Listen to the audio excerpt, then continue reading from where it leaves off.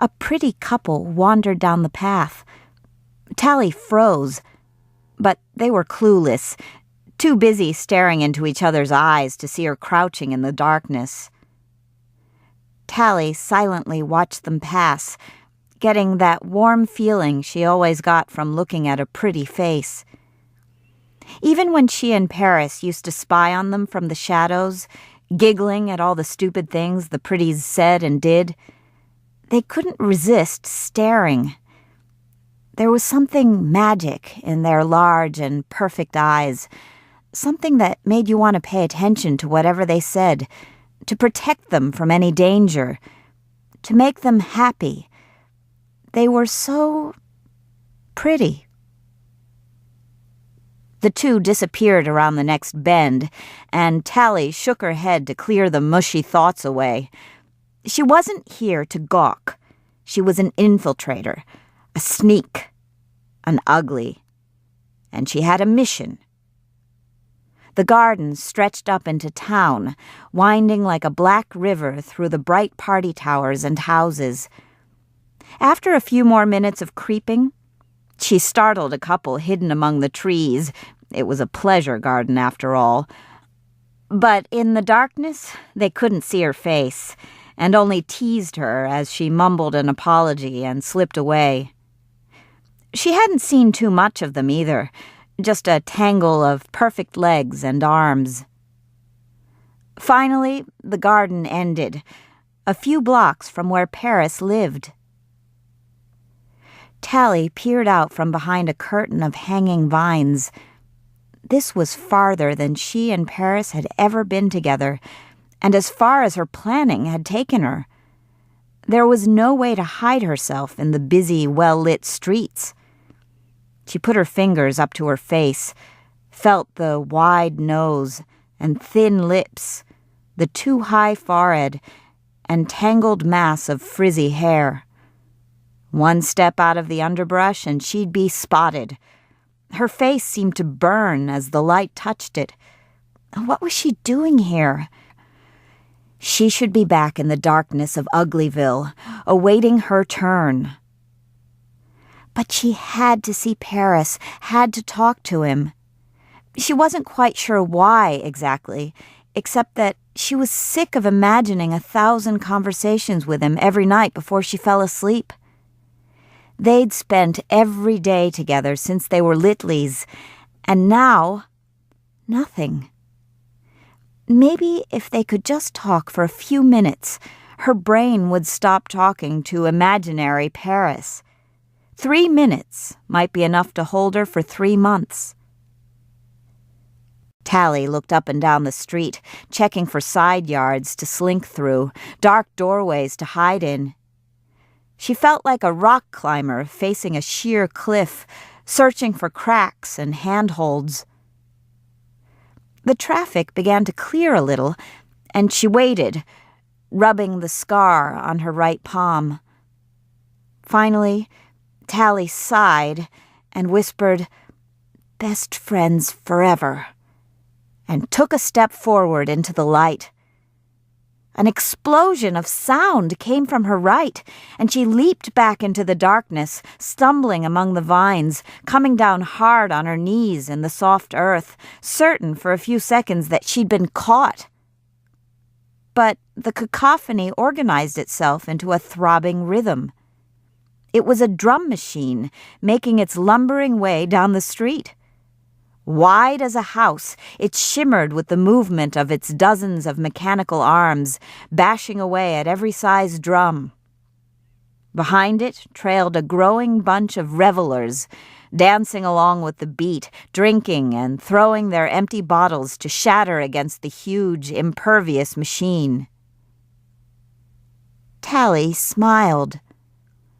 The revelers were wearing masks.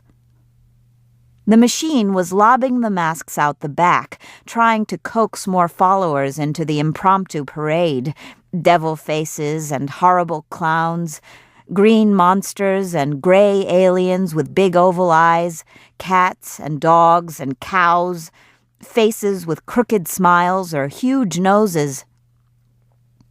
The procession passed slowly, and Tally pulled herself back into the vegetation. A few of the revelers passed close enough that the sickly sweetness from their bottles filled her nose. A minute later, when the machine had trundled half a block farther, Tally jumped out and snatched up a discarded mask from the street. The plastic was soft in her hand, still warm from having been stamped into shape inside the machine a few seconds before. Before she pressed it against her face, Tally realized that it was the same color as the cat vomit pink of the sunset, with a long snout and 2 pink little ears. Smart adhesive flexed against her skin as the mask settled onto her face.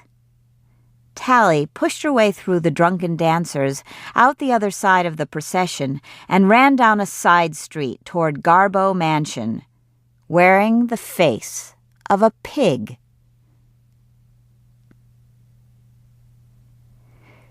Best friends forever.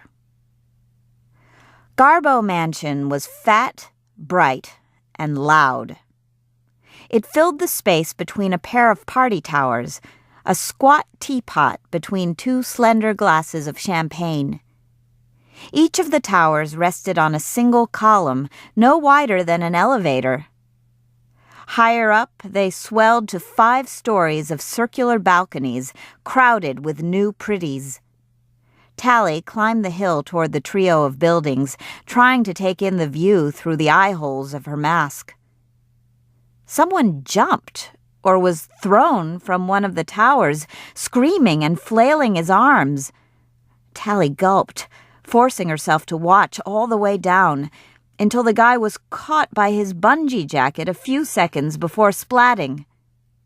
He hover-bounced in the harness a few times, laughing, before being deposited softly on the ground, close enough to Tally that she could hear nervous hiccups breaking up his giggles.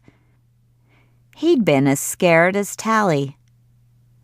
She shivered, though jumping was hardly any more dangerous than standing here beneath the looming towers. The bungee jacket used the same lifters as the hover struts that held the spindly structures up. If all the pretty toys somehow stopped working, just about everything in New Prettytown would come tumbling down. The mansion was full of brand new pretties, the worst kind, Paris always used to say. They lived like uglies, 100 or so together in a big dorm. But this dorm didn't have any rules, unless the rules were act stupid, have fun, and make noise. A bunch of girls in ball gowns were on the roof, screaming at the top of their lungs, balancing on the edge and shooting safety fireworks at people on the ground. A ball of orange flame bounced next to Tally, cool as an autumn wind, driving away the darkness around her. "Hey, there's a pig down there!" someone screamed from above. They all laughed, and Tally quickened her stride toward the wide-open door of the mansion. She pushed inside, ignoring the surprised looks of 2 pretties on their way out. It was all one big party, just like they always promised it would be. People were dressed up tonight, in gowns and in black suits with long coat tails. Everyone seemed to find her pig mask pretty funny. They pointed and laughed, and Tally kept moving, not giving them time to do anything else. Of course, everyone was always laughing here. Unlike an ugly party, there'd never be any fights or even arguments.